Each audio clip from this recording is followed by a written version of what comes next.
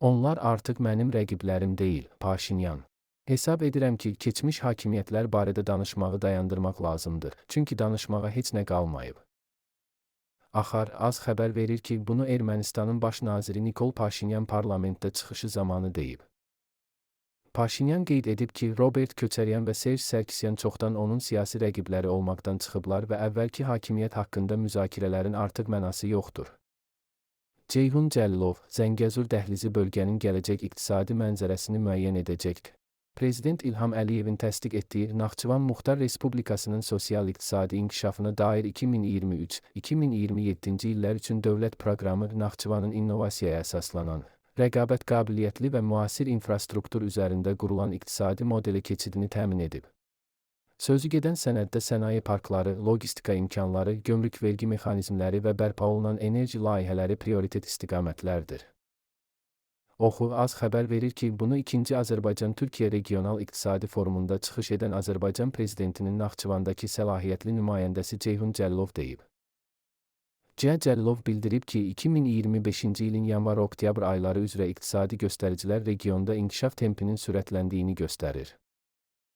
O qeyd edib ki, Zəngəzur dəhlizi bölgənin gələcək iqtisadi mənzərəsini müəyyən edən əsas layihələrdən biridir. Azərbaycan Prezidentinin siyasi iradəsi nəticəsində reallaşacaq dəhliz Türkiyə ilə Azərbaycan arasında birbaşa quru əlaqəsi yaradacaq, regional ticarət və logistikanı sürətləndirəcək. Zəngəzur dəhlizi Türk dövlətləri arasında inteqrasiyanı yeni mərhələyə daşıyacaq. Ukrayna sülh müqaviləsinə əvvəlkindən daha yaxındır Zelenski. Ukrayna sülh müqaviləsinə həmişəkindən daha yaxındır. Yeni Sabah xəbər verir ki, bu barədə Ukrayna prezidenti Volodymyr Zelenski İrlandiyada bu ölkənin baş naziri Michael Martinlə görüşdən sonra çıxışı zamanı bildirib. Nümayəndə heyətimiz gələcək danışıqları səbirsizliklə gözləyir. Biz indi sülhə həmişəkindən daha yaxınıq və şans var, o deyib. Dekabrın 2-də Moskvada Rusiya prezidenti Vladimir Putin ABŞ prezidentinin elçisi Steven Witkoff və kürəkəni Jared Kushner arasında Ukrayna münaqişəsinin həlli ilə bağlı görüş keçirilib. Qorxuram ki, ABŞ-ın sülh prosesinə marağı itsin, Zelenski.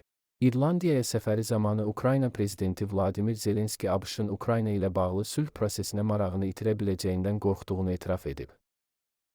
Axar az xəbər verir ki, bu barədə Sky News-un məlumatında deyilir.